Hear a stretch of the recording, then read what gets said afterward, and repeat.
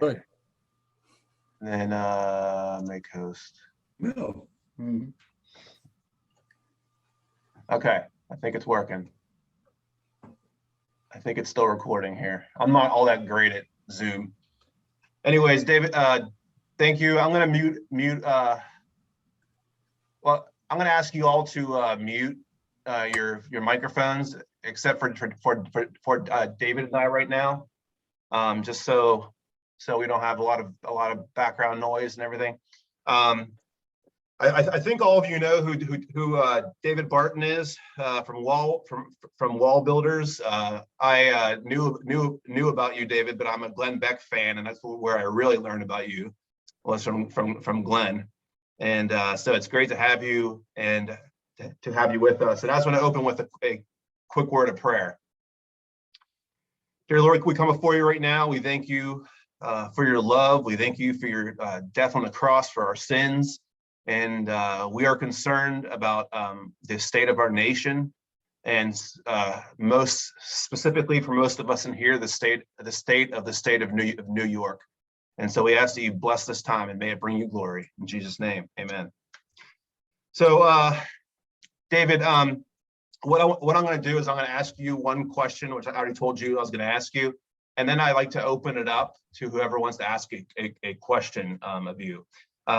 The question I had for you is for you to give what message or advice or encouragement you would like to offer to the Black Robe Regiment, specifically in New York, and the Patriots in our area generally. New York, I'm sure you've heard they're trying to do mask mandates again. Yep. And they're threatening about vaccine mandates. And our state, of course, is just a mess. In a lot of ways, I really believe in a lot of ways, the Black Robe Regiment in New York, California, like Chicago, are the front lines of this.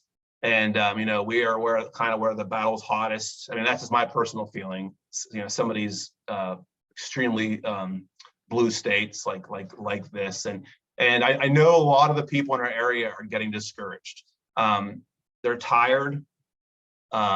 They feel like a minority, and they are in this state. And so I wondered, this is kind of a message to the Black Robe Regiment here, but also to the other Patriots, because I know there's a lot of people who wanted to view this after the fact. Mm-hmm. And I think they would really respect what you would like to share with us. Let me ask a question, Steve. How long do you want me to take on this? As long as you feel led. We have a half an hour with you, so but it doesn't matter how long. If you will permit me, I threw some slides together on what I think is going on, and there's a lot of states that are frustrated in the same way. We have a legislative network of about 1,000 active state legislators, and we just held our legislative conference. We hold it every year, just like we hold pastors' conference, et cetera. And in our legislators' conference, we'll monitor up to about 159,000 bills a year. And so we will try out of that to figure out what are the issues that legislators are going to face in the next year. And so at the conference, we'll try to cover 12 to 15 things we think are going to be really key. And a lot of the things that you're describing there are going on in every state. And it's going on in every community. And we're seeing different responses of churches in different regions. Some are actually developing some backbone, as they have in California. Colorado had a huge kind of gathering of pastors, elected several hundred people to school boards in Colorado last November, the same night that you had the Virginia race and the New Jersey race. There were school board races. And so we're seeing a lot of interesting stuff. So if you guys will let me, I want to share my screen. If you'll let me go to screen sharing here for a minute, I just want to hit some slides that strike me as an attitude shift that I think is going to be key for all of us. So if I can do that, I think my slides are now going to be up. Let's see. Okay. Can you guys see the thing that says we need a revival? Okay. If you guys can see that, that's the one thing I hear from churches and conferences. We just finished 42 city tour in 12 states. of pastors conferences just before Thanksgiving. And this revival thing, we're here all over the nation, we're praying. So I think we got a problem with that. I don't think we're going to have a revival in the way that we think. And let me lay it out to you historically and biblically. And if I can get, this is the attitude that I think is the most important thing right now, and how to approach COVID and mask and everything else. So the problem we've got is we get our news and we all get it on a national basis. And if you're on the left, it's going to be CNN, or it's going to be MSNBC. If you're on the right, it's going to be Fox, or it's going to be Victory, or it's going to be Newsmax, or whatever it is. But what we get is a heavy dose of national stuff. And therefore, most people across the country, including most pastors, can tell more of what's going on in DC with Congress and what's going on with the Supreme Court and what's going on with the White House than we can with what's going on in the city council or the school board or anything else. We just get a heavy dose of that. And so as a result, we don't stay focused on local stuff. So I'm gonna do kind of what I think is the mentality that is striking me as being necessary right now. The American War for Independence started with 4 battles. And it's interesting, those first 4 battles, Lexington, Concord, Road to Boston, and Bunker Hill, in no case did anybody contact George and say, hey, we've got the British invading our area, we need help. Nobody did that. They said, you're the national commander in chief, come help us. Every one of them said, hey, it's our community, we're going to fix it here in our community. And so it's striking that with the first battle, the Battle of Lexington, when the 700 British came to town, it was the church of the Reverend Jonas Clark that went out and said, I got 70 guys in my church and you're not doing this. And that's where the British fired on the 70 guys from the church, and 18 guys hit the ground that morning. But the British then went on to Concord, where the church of the Reverend William Emerson met them with 300 guys from the church. That's where the Americans returned fire. The British hit the ground. The British said, this is not a good deal. We had 70 Americans. We've now got 300. There's 700 of us. We're about to be outnumbered. We better get back and get help. That's the road to Boston. It lasted several hours.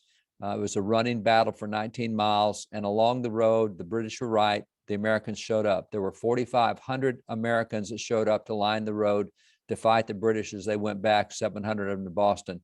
And they were led by people like Reverend Payson Phillips, who brought his church, and Reverend Grosvenor, who brought his church. I mean, Benjamin Boss, all these guys brought their churches out. And again, it was local communities. When you get to the Battle of Bunker Hill, Reverend Joseph Willard said, I got 2 companies here in church. Let's go across town, get with the other churches, fight the British. So in every one of those battles, and there were more than 80 battles in the American Revolution, we call it a national victory, but it really wasn't. It was so many local victories, it became a national victory. There's so many local victories, it becomes a state victory. But the focus has got to be local and not what's on the news, not what anybody else is doing in the States. What are we doing in our community? And so what happened is, out of the 80 battles in the American Revolution, George was involved in very few of them, less than a handful of battles. And we needed him nationally at times, Brandywine and Monmouth and Yorktown. But most of those 80 battles were local battles that we won. And that's why it looked like a national victory. The same thing happens when you get into revivals. So people are praying for revivals, but they're just the same. We think of national revivals like the Great Awakening. We need another Great Awakening, but the deal is, it's not what we think it was. You take somebody like Whitefield. Whitefield preached 34 years, 18,000 sermons, and 80% of all Americans physically heard him preach a message. Now, it's amazing message penetration, considering the fact you have no technology back then. What happened was, he was the chaplain of the state of Georgia. He got on his horse and rode to Maine, and he preached at every town he could find along the way. Then he rode back from Maine to Georgia and took a different route and hit every town he could. He did that 7 times, from Maine to Georgia, back to Maine to Georgia, back. And so 80% of Americans physically heard him preach a sermon because he was in that many communities. So we think of it as a national revival, but it wasn't. It was a whole bunch of local revivals that looked like a national revival because it happened all over the nation. That's why we don't hear about folks like Samuel Cooper, because after the revival got started in Boston, Samuel Cooper's the guy who kept it going for years. It was a local revival. After it got started in Philadelphia, it was Gilbert Tennant who kept it going for years, local revival. After it got started in the woods of Pennsylvania, it was Samuel Davies who kept it going. I mean, these are great revival guys, but they were revival guys in their local communities. We talk about Whitefield, but Whitefield wasn't a national guy. He was a guy in every local community. And so it's that local stuff that becomes so significant. Now, here's where it starts really, I think, becoming significant on how it affects policy. if I can take you to voting, because every year activists and those of us in the church, we talk about how important it is. Let me throw some stats out. To be a voter in America, 2 things required constitutionally. You have to be 18 years old and you have to be a legal citizen. If you can do that, 100% of 18-year-old citizens can vote. The only thing we ask you to do is please register to vote, because we don't want 7 people voting for you or vice versa. Right now, you have 65.3% of the nation registered to vote, of adults, not kids, but adults registered to vote, which means about 100 million Americans have said, we don't care what happens anyway. We may complain about it, but we're not going to do anything about it. So when you look at the 2 tops of elections, presidential, the last 11 presidential elections, we averaged 54% turnout over the last 11 elections. Now, that's 54% of the 65%, which means only 36% vote. It takes half of that to win, which is 18%. The election that's coming in November, where we choose our governors and our representatives and senators, for the last 21 off-year elections, the average turnout has been 38%. 38% of 65% is 26%, and that breaks down to 13% of adults choosing the senators and the governors, et cetera. So what you have is 1 out of 5 Americans have chosen the last 11 presidential elections, and 1 out of 8 Americans have chosen the last set of governors, last set of senators and reps, et cetera.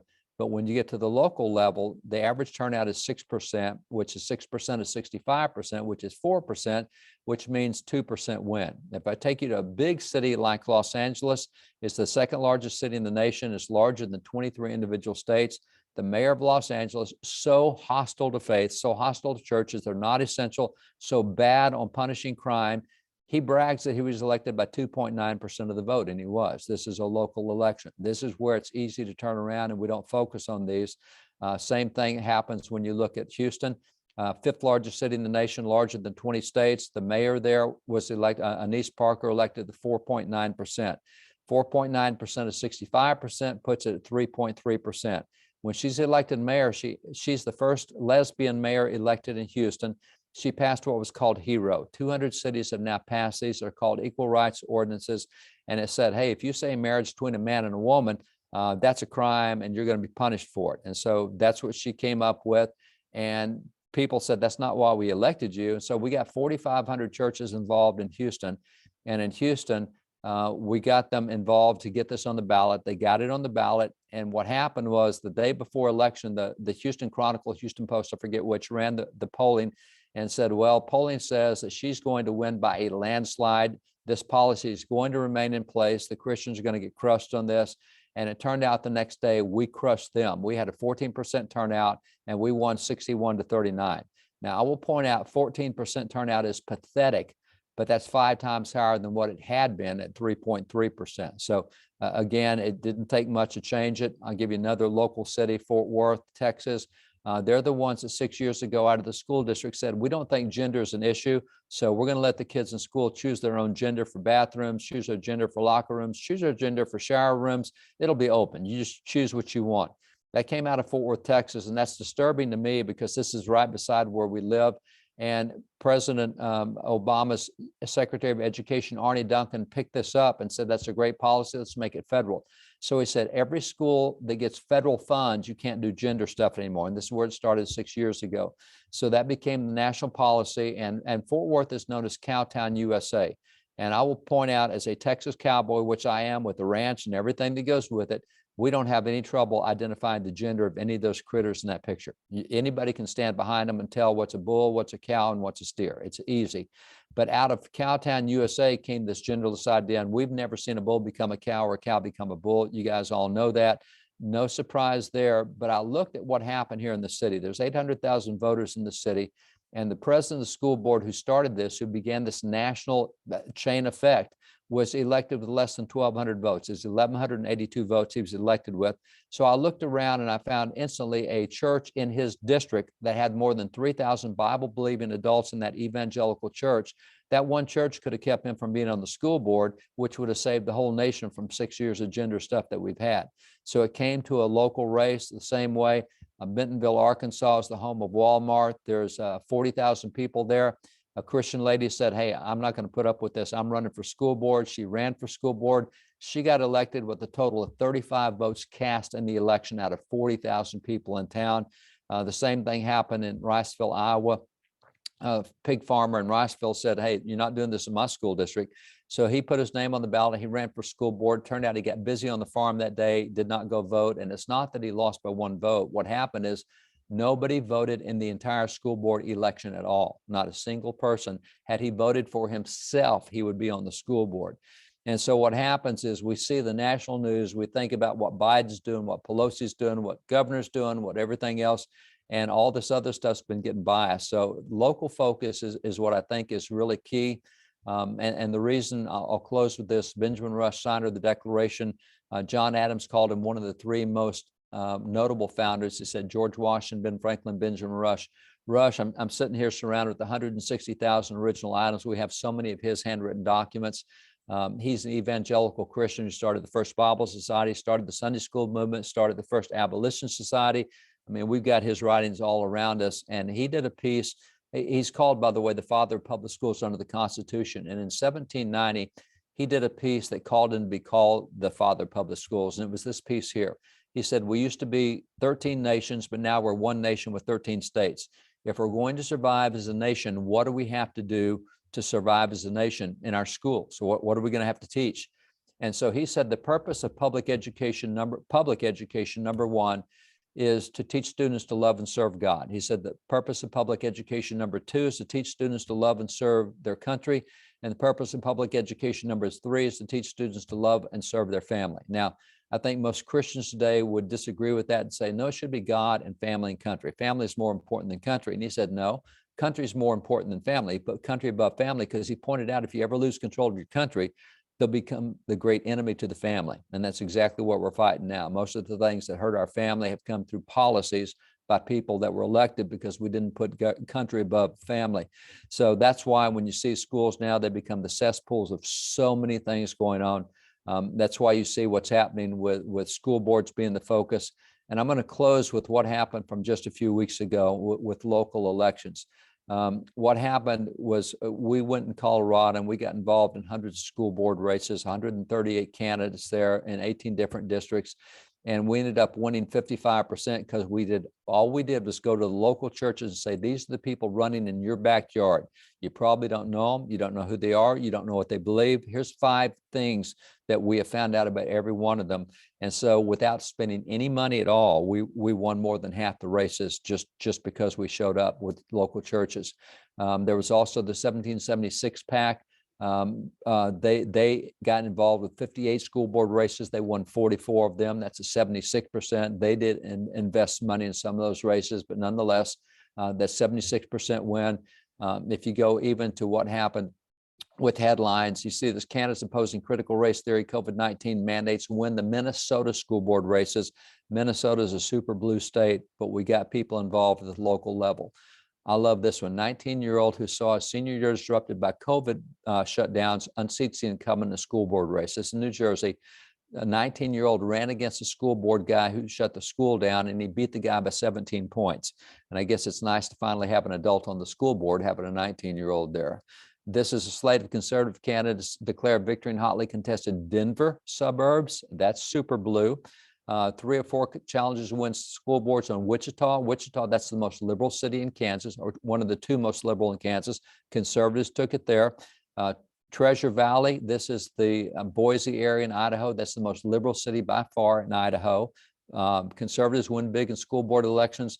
You have Colorado Springs, conservatives win there. You have Houston. We won school board races in Houston with less than 5,000 votes cast in a city of 3.2 million. I literally is part of helping churches just learn about the school board candidates and get involved. So this is the thing that I would point to as being significant, is the change of mentality. So if you let me get out of here real quick, I'm going to stop the share. That's, Stephen, what I would throw out there is, I think we got to look way downhill from where we're looking on most of these things. You're not going to solve it in Albany. You'll solve it in local areas because it's going to take a while to get enough people elected in New York to do that. Now, I will tell you, I'm engaged right now and I agreed to help pastors in Colorado on a 10-year project to turn that state around. That went from being a very reliable red state to a very dark blue state with Jared Polis. And I think in the next 3 elections will probably take control of the legislature again and stop the craziness that's coming out of there. We may not get the governor for a while, but I think we will get the Senate back first and the House second. So for us, it's all about these local races and building churches from local up, get them involved in school board races, getting churches to recruit candidates for sheriff and for city council and for mayor and everything else, because those are the guys who will then run for state races, state offices, and they will have a constituency when they do so. So I can point to a lot of other states where this is going on. I'll give you one more example. I think everybody saw what happened in Virginia with Youngkin winning their surprise over McAuliffe. What's not known about Virginia is back in January, went into Virginia. Faith Winds is a great organization, partnered with them, went in and got pastors involved and said, guys, here's what's got to happen. If you want to win this race coming up 11 months from now, you're going to have to get on the ground now. We need your help. And so out of the churches, we got 1,300 poll watchers out of the churches. 300 of them were trained as sworn election officials. And so we had 300 election officials that could challenge ballots, because we're hearing about all the voter fraud. Yeah, there's fraud, but most of it's not mechanical. Most of it is happening from lack of eyes. It's people putting in illegal ballots, nobody's stopping them. And so we had these 300 sworn people say, wait a minute, the law of Virginia says you can't have a mail-in ballot unless you have the last 4 digits of your social security number on there. That doesn't have it. Throw the ballot out. So what happened was they were able to challenge 7.25% of the ballots is illegal in Virginia. Now, had they not been there to challenge that, those 7.25% of the ballots, that would have given McAuliffe the win. The reason it was below that was because throughout the illegal ballots, because we had 1,300 people engaged in doing that.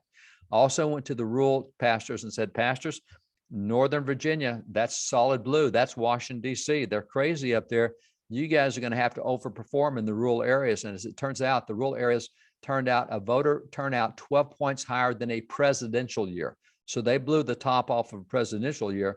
And that's why Youngkin wins, is because the churches in Virginia did things they haven't done before. And so I don't know how to necessarily apply that to you guys, because I don't know your specific situation, but I do know something's changing in America.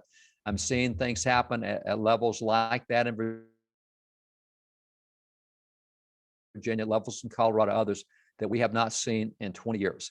And I can tell you the legislators we had at our conference this year, they're God guys and they're warriors like I have not seen. We're winning more good state laws and having more challenges in court, and we're winning more court cases than we've won in 30 years. And without hyperbole, I can easily prove we now have religious liberties that we can practice. We have not been able to practice in over 50 years. We're winning cases at the court at that level. So the judges that have been appointed are giving us good opportunities. We're having to fight to get them there, but we're having guys with backbone stand up and say, I'll take that on. I'll file a challenge. I'll sue over that.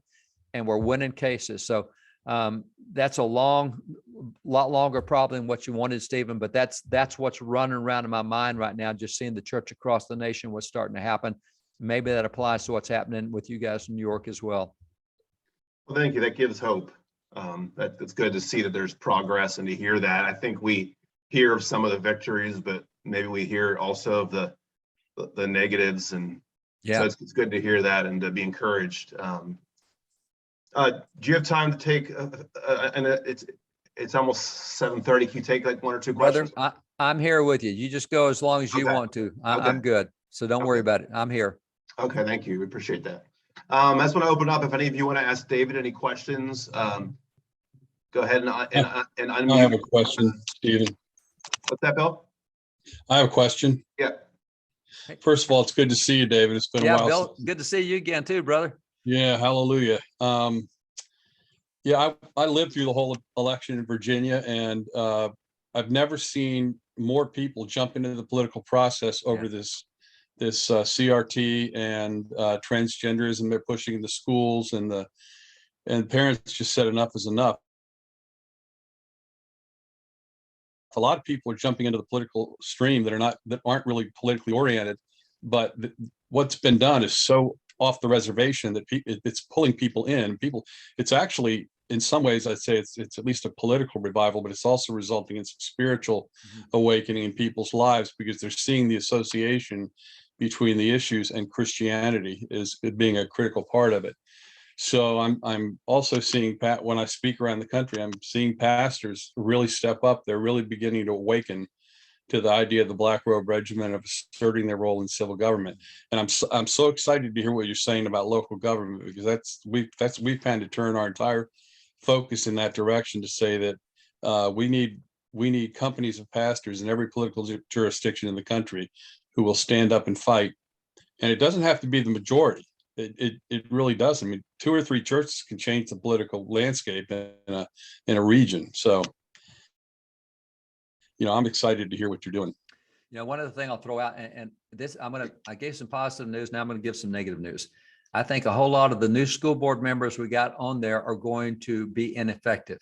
And I'll tell you why. Like here in Texas, we had 51 churches that got together in the city of South Lake, which is a city of 32,000.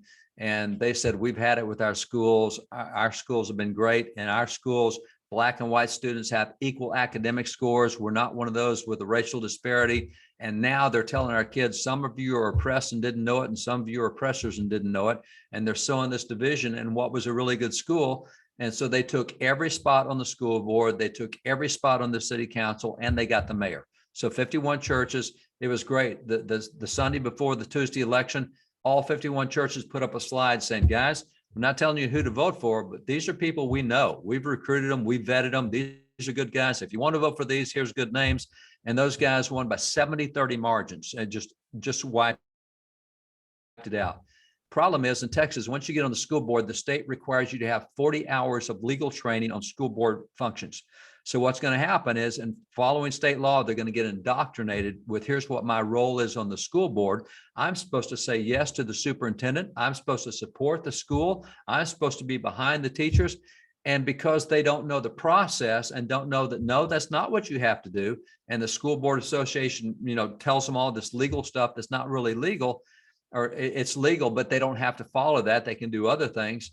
That's where we're going to lose a lot of these people. And so what's really stood out to me recently as an athlete, being an athlete for years, is in 1 Timothy, where that Paul says, no athlete is crowned unless he runs according to the rules. And what has stood out to me is so many of our people don't know the rules anymore. We don't know we don't know, for example, how do you become a poll watcher? How do you become a state certified poll watcher that has the right to challenge ballots? And you have to go to a few hours of classes, but I never thought about it. And so I think at some point, we as leaders are going to have to find out how the process works enough to give people guidance in how to get in there and use the process. And it's like when you remember when you had Ahab killing the prophets of God, you had an Obadiah in there as his chief of staff who was saving 100 prophets from being killed. And that's a guy who understood the system. He was right in the middle of the system, in the heart of the system. And, he talked to Elijah about, man, don't you know I've saved 100 prophets? And it's going to take people to have a knowledge of the system and how it works to be able to help our people navigate this. So I really expect at this point, we're starting to try to create some trainings for these new school board candidates. Here's what you're going to be told, and here's what is legal. And they tell you that you need to do this, but you don't have to do this. You can do this. Here's 18 different resolutions you can pass as a school board that'll neutralize the leftist. There's all these tools out there, and our guys just don't know the rules. And I think at some point we're going to have to do that 1 Timothy thing where you don't get crowned unless you run according to the rules. And we're going to have to put some time and investment into procedure as well as outcome. Well, it's interesting. I just sat down this morning and started writing I was telling Steve, we're writing a practical manual for diving into the whole process that pastors can take. I don't know, you probably have some material. I'd love to know if you do, because I'd love to get a hold of it. And there's some stuff starting to come like that, because we've been looking at, getting presidents elected, which is great, and looked at getting congressmen and others, but there hadn't been much for the local level. And there's a lady named Vicki Hartzler, who's a congresswoman. She's now running for U.S. Senate, Missouri, but she got involved as a Sunday school mom who didn't know how to run a race, but started getting involved in local races. And so she wrote a book called Running God's Way. And it says, here's how you do signs. Here's how you get a website. I mean, it's everything that she learned and how to run a race. And here she is now running U.S. Senate. but it's a great book. And so all the candidates we've got, we tell them, all right, you got to read this book. You know, if you're running for school board or anything else, you got to read Running God's Way, because this is the experience of someone who's in your shoes, never run a race before, never been involved. She was a farm lady there in Missouri on a farm, and she learned it all by experience. So we're starting to see some things like that come up, and hopefully, I heard of in Colorado, they started a school for Christian school board candidates, which would be really good if that's true. So any curriculum you come out with, Billy, anything like that's going to be great, because there's a big void in that right now. I had two pastors. I was speaking at Clay Clark's conference in Dallas last week. I wish I thought about getting in touch with you while I was down there, but two pastors from different states approached me about starting the Black Robe Regiment in their own states. Good. That's the kind of things happening. So probably have a conference in Arkansas and Indiana coming up. That's great. Yeah. So I need to connect with you. Great. Would anyone else like to ask a question? Don't be shy.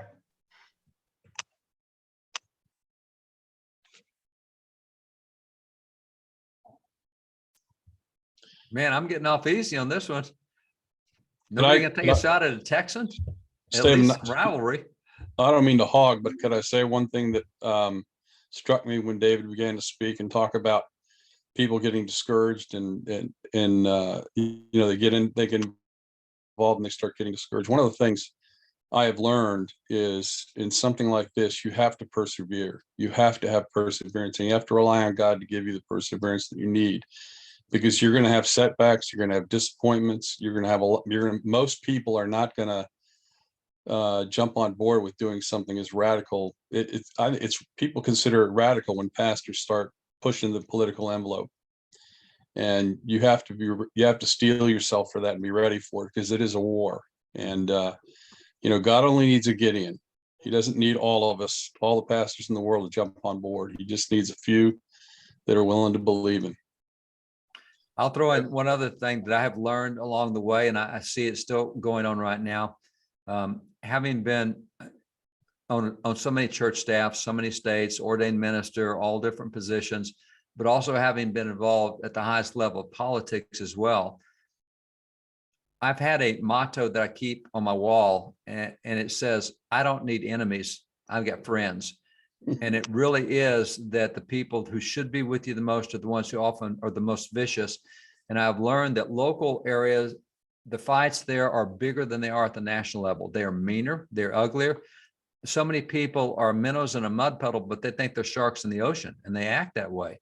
And so as you get involved in local politics, you'll find cliques come out you didn't know of. I'm always struck by the fact that Moses only had to fight the Egyptians one time. He fought his own people for 40 years. And so that was the issues that we find is, as you start getting into this, you remember the proverb in the Bible that says that where there's no ox, the stall is clean. Well, if you don't like dealing with messes, that's great, but there's nothing productive there. If there's not an ox in the stall, there's nothing going to happen. There's no productivity going to happen. If you're going to be productive, you're going to have an ox in the stall, which means you're going to have a lot of mess to clean up. And if you don't like messes, then you're not going to have productivity. So I don't know of anybody who likes conflict, anybody who likes cleaning up messes, anybody who likes being attacked, but I don't know of anywhere that you can get involved that doesn't happen if you're going to make a difference. And so you will be attacked, and you know, the stuff with what we're doing in Colorado, oh my gosh, the stuff that they're doing right now in the papers against us. And we've tried to remain complete. I try most of the time to do what I do completely under the radar. I just as soon get in, win the races, and get out. Nobody even knew who was there. And doesn't matter. They will find out, and the attacks are really high. So, you know, going on the piggyback into what Billy said, I just warn you, if you start trying to make a difference, you will be attacked. And at the local level, it's probably worse than anywhere else. Not even the national attacks are as bad as some of the local attacks. And inside the church, it's really bad too. But if you're going to have ox in the stall, if you're going to be productive, you're going to have a lot of messes to clean up along the way. So just set your mind for it, get used to it. It's part of what happens. Bill, you're Hey, saying David. about perseverance. Oh, go ahead. Ask your question. Well, it's a little not so much off topic, but question is, how would you respond to people that say that as the church we should be obedient to the government and the authorities over us? How would you respond to the whole civil disobedience argument? Yeah, there's several ways I would go with that. One is I would use the 30,000 foot view, and then I would come down to the other view as well. It's interesting that at the 30,000 foot view, as you go through Genesis, called the seed plot of the Bible, because every major doctrine in the Bible has its roots in Genesis. God creates first the individual, then he creates the family, Adam and Eve and kids. And then he creates civil government in Genesis 9, says, here's what you do with murderers, here's what you do with thieves, here's what you do with others, the Noahide laws, the 7 laws. And then the congregation doesn't come till the last part of Genesis and the early part of Exodus. And so what you get is, all right, God's institutions, 4 types of government: individual government, self-government, there's family government, there's civil government, and there's church government. So God created civil government before he created church government. So it's interesting that God has as many rules for that as he does other things. What I find with people who advocate the civil disobedience, you have to submit to government, is they don't know much about the Bible. And I don't mean this to be pejorative. Let me just back off this way. If I ask groups to say, I want you guys to name all the verses you can that deal with civil government, generally I get 5, 8, maybe 10 verses. And I'll point out that if you take a book like the 2 Treatises of Government by John Locke, he was considered a British lay theologian, but he wrote that in 1690. I've got the original over there. In 400 pages, he references the Bible more than 1,500 times to show the proper operation of civil government. So the fact that you got 1,500 verses in one book, and we know maybe 10, maybe there's a whole lot more to government that we don't know. I then go to the American Revolution. As if we accept the premise, and I can prove it, but I'm just going to give it to you. Hopefully you accept it. There was a general, pretty good, strong biblical worldview in the founding era. Even guys who weren't Christians still had a lot of biblical thinking and biblical rhetoric in what they did. And so as you look at that, when the revolution starts to come, and revolution is the wrong word, it's the American War for Independence. They had 2 things going for them. Number one is they thought that when you look at war in the Bible, God does not bless an offensive war, he blesses a defensive war. If you get attacked, you can defend yourself, but you can't go be the aggressor. And so that was very big to them in the American War for Independence. That's why it was 6 years after the British started shooting at us before we finally separated. We tried reconciliation for 11 years, starting back in 1765 to 1776. The British started shooting in 1770, and we went to 1776. And all along, you find major theological debates of what do we do with Romans 13? What do we do with 1 Peter 2? What do we do with submitting to government? And there is a book that was carried by John Adams in his saddlebags. It's called A Defense of, there's a Latin title to it, but the English title is The Defense of Liberty Against Tyrants. It's a reprinted book. It's well worth reading. It's a theological book. It was done back in 1680, and that was before the Edict of Nantes. And what happened at that point in time was the French leaders said, hey, Protestant Catholic, you're the wrong denomination. So they killed 110,000 Christians because they were the wrong denomination. And so the question arose, do we resist a government who's killing Christians, a Christian government who's killing Christians? Are we supposed to submit to that or not? And so back then, theologians wrote about it extensively. What do we do with this? What do we do with what's happening in France? And by the way, you had 2 million leave France seeking religious liberty. 400,000 came to America. That's where we found South Carolina and New York that came out of those Huguenots. So they're very conscious of what do we do, because we can't go against God and expect to be blessed. You had the same thing with the Scottish Revolution, where the state church of England came in and said to the Scottish Presbyterians, you're all wrong, we're killing you. And so Lex Rex, the book Lex Rex, Samuel Rutherford, another theological look. So the book that Sam Adams carried in his saddlebag was that book from France by the French theologian de Mornay called Junius Brutus. And it's worth looking at. I mean, this is something they really got into at a heavy level. And I do not know Greek. I say up front, I do not know Greek. But they explained back then that when God says that you submit to government, what he's telling you to do is submit to the institution of government. That the word in Greek is not specific governments, it's the institution of government. In other words, don't be without government. So to say that you're to submit to every government, well, then how do you explain God blessing all the people who committed civil disobedience, like the Hebrew midwives, or like the, Daniel, or like the three Hebrew children, or whatever? The Bible's filled with civil disobedience. So the founders looked at it and said, according to the way we read the Greek, God is saying that the institution is of God, but not every government's of God. Just like a family is of God, but that doesn't mean every family is ordained by God, because he doesn't want unequally yoked. He doesn't want the other stuff he tells us about. So it says, since God tells governments what they're supposed to do, that's his institution. When a government doesn't do what God says it's supposed to do, then that's a situation where you don't submit to it, or don't have to submit to it. So that's their theological premise. And I say that because we are so shallow, I think, today in the way we look at this, without a historical lens or original language lens. And I can't say that I know the original languages. I just say I read the books where they went into the original languages much better than I do. And so I think books like that, we have actually an article on Wallbuilders' website, was the American Revolution an act of rebellion against God? And it goes through what they cite as the theologians and the logic they use in a good conscience to say, no, we can commit civil disobedience in certain areas, but not in all areas. But here's where we can, and this is what it takes to be able to do that. So they had high bars, but they were still willing to do it when it came to those, what they consider to be biblical bars. Sorry, that's a diatribe, a lot longer than you asked for, but I think it's a lot more complicated question than the way we ask it today. Thank you very much. So maybe that answers it. David, I'd say if I start doing something wayward and my wife challenges me because I'm the head of my family, she's submitting to me in the Lord's economy.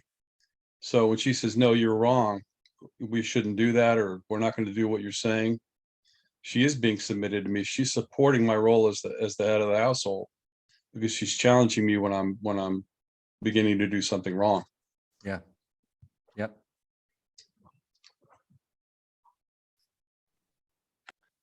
Does anybody else have a question that they'd like to ask?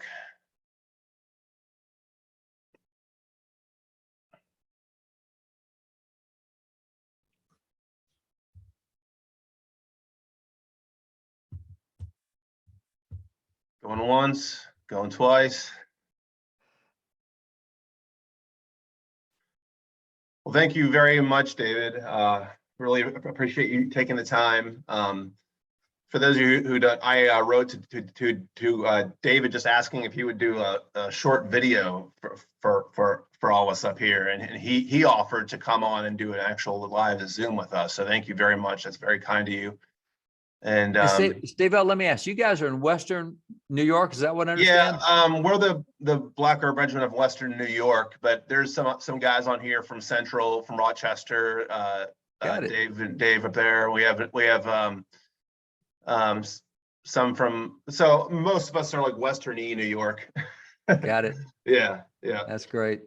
Yeah, so thank you for taking the time. It's we're always trying to learn and improve and see how we can better serve and better be a light up here. And so thank you very, very much for taking the time.